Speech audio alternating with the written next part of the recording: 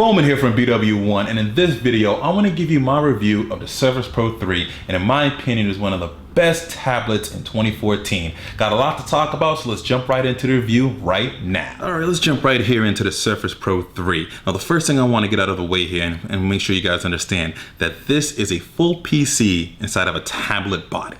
The Surface Pro 3 is all about being a tablet that replaces your laptop, and that's what Microsoft is focused on. They want you to buy one thing to be able to do both. That's what the Surface Pro 3 here is here. So you gotta understand, you get a full PC experience inside of here. There's no compromise with it. Now, that being said, it's a really sexy device, as you can kind of see here. I have it connected to the keyboard. We'll actually disconnect that here from the bottom.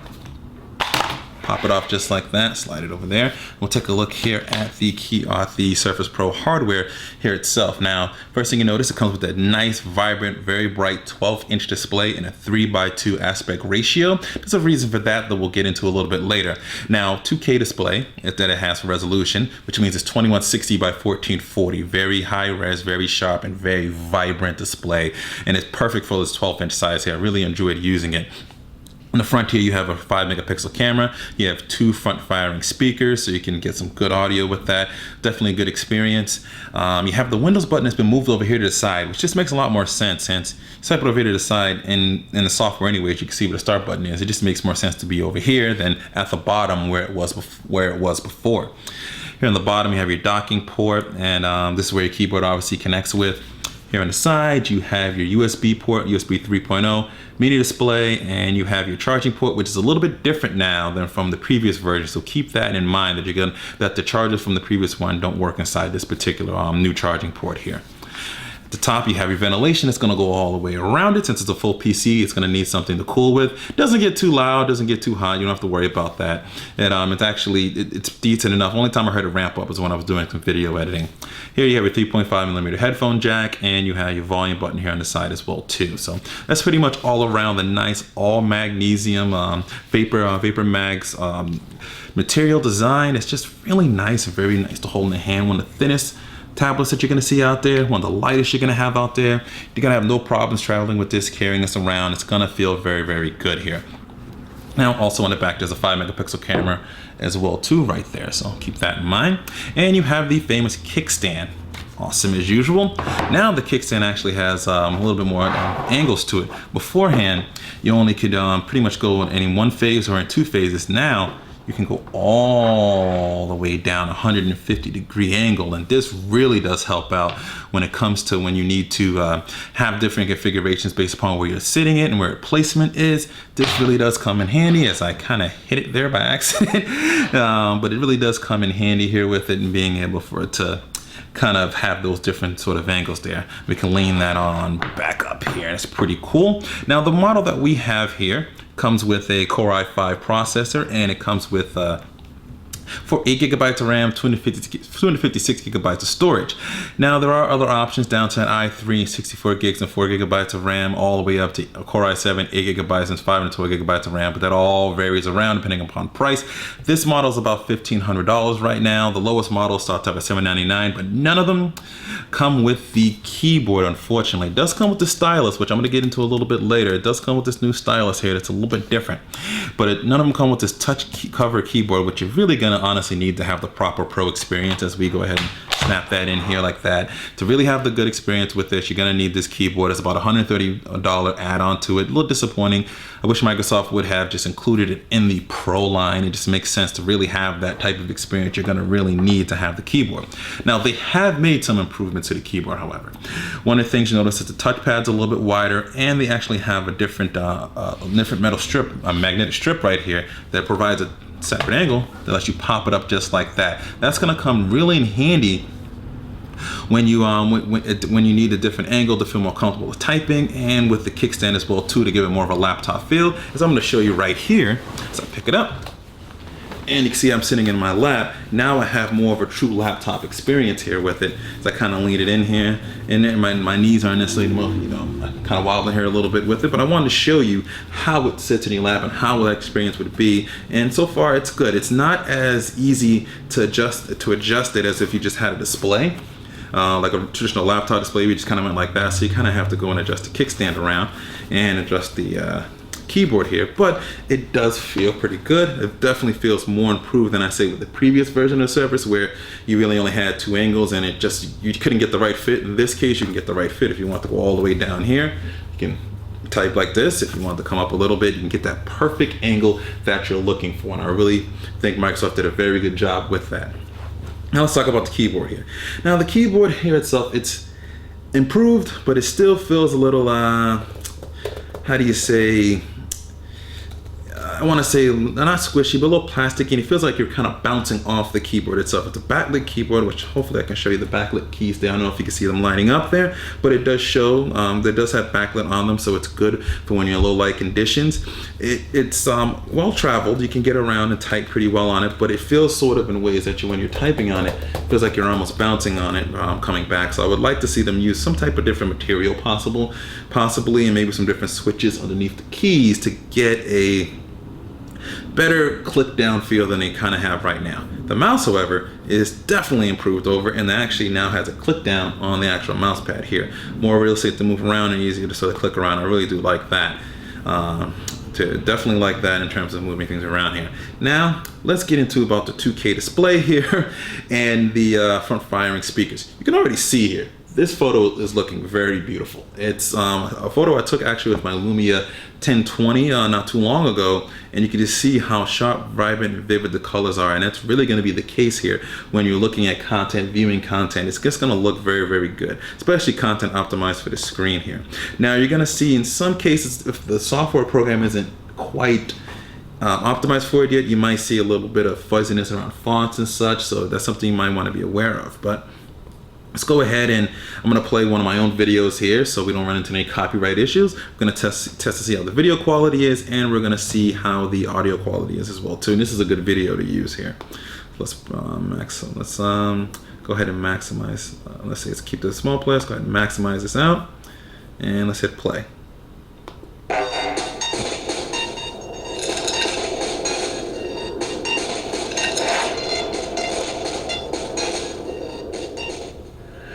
From BWOne, right. And this let's jump up here a little bit closer.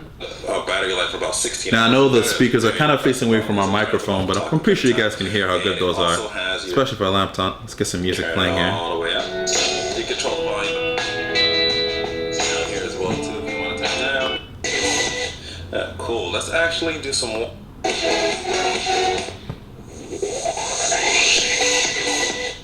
Cool. All right, pretty cool there. So you can definitely hear that the audio quality is good, and the video quality is also very excellent as well too.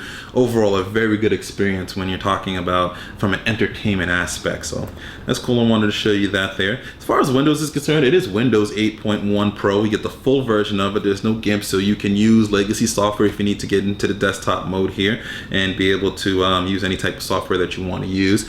You do get the Metro UI and the modern UI, so you get the ability to take advantage of the applications that are within here as well too. The store is still a little on the light side, but they are getting more applications. But the core big ones are there, like Skype, Netflix, Hulu Plus. Those core applications are there for you to use. You do have some games. There's some pretty good games on there for you to use as well too. So just keep that in mind as you're kind of deciding what you want to use here. The App Store, as far as using the Metro interface, is probably not as robust as in the App Store in the for the iPad and iOS, and probably on the Android side, but you still got some good high quality applications that you can use. All right, so that's pretty much it from the computing experience, but really this is all about a tablet and wanting to, you know, take advantage of something like the stylus right here, which is pretty cool. Now the stylus is a little bit different, feels more like an actual pen, which is pretty good, has nice weight to it, has a couple of programmable buttons, and we're going to check that out here because this does come pre-installed with OneNote.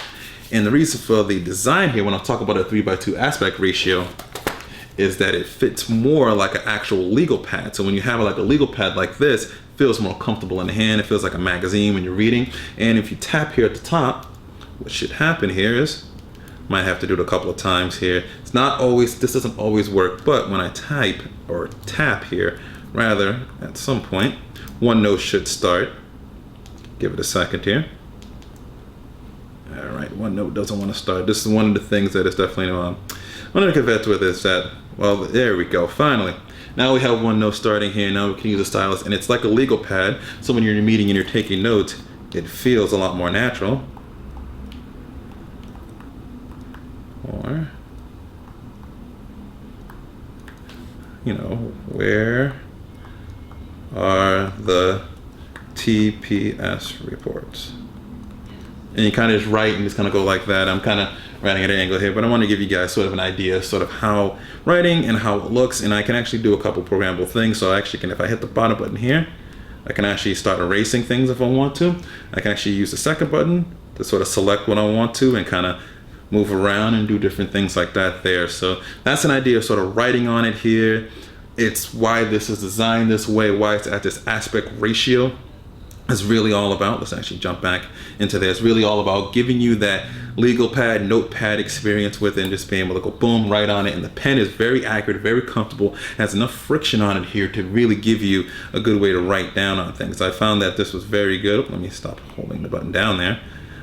And writing, and it felt a lot more natural than I say with any other stylus or a tablet that I've used before here. It's not using a Wacom technology, using a new technology, so there's no parallax on here with it. It's connected via Bluetooth now as well too, and it does have a AAA battery inside of it, so you want to keep that in mind here with it. And you slide that, and this doesn't actually slide into the tablet anymore either, so you're gonna need the keyboard to kind of carry this around like that. All right. So that's pretty cool, and overall with the battery life as well too, I was really good with it. They rated it about 9 hours of web browsing. You do get about that if you're just going to do web browsing, but if you're like me and you're a power user, you're doing some video editing and doing some heavy stuff there, you're definitely going to see about all day battery life, I would say. Get through a work day, you're going to be pretty good here on the Microsoft Surface Pro 3. So that's pretty much just an overall look with it. Let me kind of give you sort of my wrap-up thoughts here on what I think the Surface Pro 3 is and who I think this is going to be a really good product for. So the Surface Pro 3 here, I definitely have to give it 2 thumbs up here. Highly would recommend it to a lot of people, but let's talk about specifics for a second. Exactly who is this really best for? I think it's best for really the architects, the designers, the graphic designers. I think that area is really good for you. I remember when they showed in the press conference Revit running on this. That's a huge architecture program a lot of architects and designers use. Be able to use that on here, be able to take that on site when you're dealing with clients is going to be very big, and still have the same power to be able to get things done and really work with it very well. I think that's something that you probably be very interested in here with it. It's really aimed at those folks out there that have been waiting for something like this, having the power of a tablet, having the size of a tablet, but the power of a PC, portable and nice, contained in all one good package. And really, that's what the Surface Pro 3 I think is really aimed at that market. Graphic designers as well too. You can see they're bringing Photoshop here with it, be able to draw on it and really use it very well in those regards too. So I think this is your device that you've been waiting for here. Now I had a couple of programmers and coders kind of ask me what they think of the Surface Pro 3 as far as doing hardcore coding. I think that's not the most clear-cut question, because if you're gonna start typing on this keyboard here, and I don't think it's gonna be something you're gonna wanna type on a long session for, I don't think that's gonna be great for that. So you're gonna wanna get the docking station to go along with it. Now that's gonna be an added cost. Most likely, you know, programmers want the most power they can get out of their PC. So if they're gonna get something like this, you could probably be looking at the Core i7 version with 512 gigabytes of storage, 8 gigabytes of RAM, and be able to expand the storage as well too. So you're gonna be looking at that. That's probably gonna boost you up and well into the 2,000, 3,000, between $2,000 and $2,500 range or so when you're spending on this. So you have to think about that for a second in terms of pricing, because I definitely recommend getting the dock. Like I said, the dock's going to be something you want to get, because you're going to want to go back and use traditional keyboard and mouse to really work on it. But when you need to go on the road, boom, pull it out. You still have some great power and be able to do any coding, editing, anything you really need to do on site and such. But that's pretty much kind of what I think in terms of the segments that this is for. We would all love to see this drop down to a $500 price range. Honestly, we would, but I don't think it's there yet. But I still think Microsoft's doing a good job of showing you can make a premium device, sell it at a not at a low price for a premium level, if you kind of get me there, and still have a very good experience here with it. That's what the Surface Pro 3 offers. Definitely let me know what you guys think about it overall as well too. I think this is a great device, but I want to know what you think, so post your comment below. Let me know. If you like this video, be sure to give it a thumbs up. That really helps us out. Share this video along as well too if you think somebody could really use a review. If you think somebody's looking to get a Surface and they're not quite sure, share this review along there with them as well too. Also, be sure to subscribe to our YouTube page. Follow us on Twitter, become a fan of our Facebook fan page, connect with us on all our social networks. We actually have a full written review of the Surface Pro 3 as well too. You'll definitely want to check that out and share that along too and see what we write up about as well. So this is BWOne here from BWOne.com. Thank you for watching this video, and always remember to live your tech world in high definition. Thanks for watching.